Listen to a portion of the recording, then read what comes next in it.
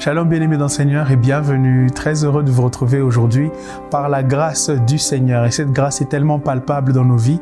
Et l'une des simples preuves, c'est que nous sommes exposés à la parole de Dieu qui donne la vie, qui ressuscite, qui a tout créé et qui donne la vie éternelle. Si ça, ce n'est pas la grâce, qu'est-ce que c'est donc?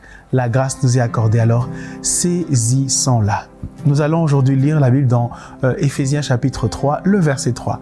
Un verset particulier que nous allons lire ensemble et qui dit ceci: « C'est par la révélation que j'ai eu connaissance du ministère sur lequel je viens d'écrire en peu de mots. » C'est l'apôtre Paul qui parle et voici la méditation qui est proposée en attache de ce verset. Elle nous dit « La Bible est inspirée par Dieu ».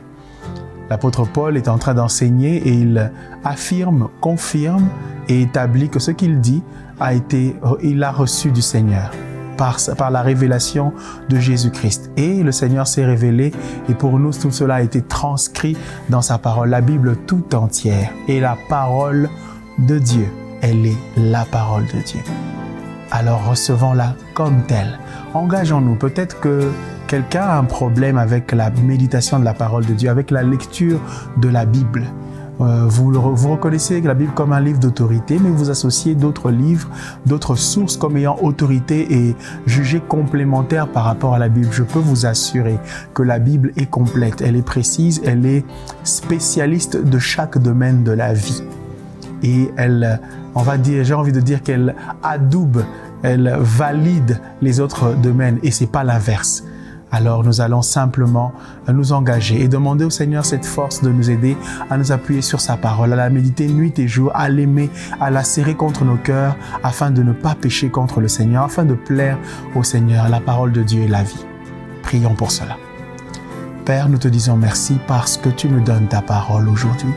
Cette parole, Dieu, qui était avec toi avant la fondation du monde, ô Père, aujourd'hui nous l'avons. Seigneur, elle est au milieu de nous. Et la Bible tout entière est ta parole. Nous voulons serrer ta parole contre nos cœurs afin de ne pas pécher contre toi, afin de ne pas être comptés parmi les rebelles. Seigneur mon Dieu, ceux sur la tête de qui s'appesantit ta colère.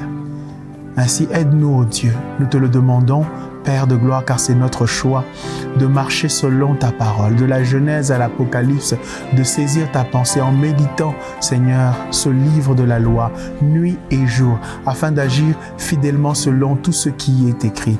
Et tu promets, Seigneur, tu nous promets comme tu l'as fait à Josué, que nous réussirons alors dans toutes nos entreprises, que nous aurons du succès dans tout ce que nous ferons. Seigneur, accorde-nous cette grâce merveilleuse. Nous te prions, soutiens-nous, ô Dieu. Donne-nous d'être pleinement établis dans ta parole. Et tu nous permettras de voir, ô Dieu, l'étendue et les limites de la science. Et nous comprendrons que la science est servante de ta parole. Merci car tu nous l'accordes. Merci Seigneur. Au nom de Jésus, nous te prions. Amen. Gloire soit rendue au Seigneur, que le Seigneur nous permette de grandir dans la connaissance de Jésus-Christ, son Fils, et de lui, notre Père, par Jésus.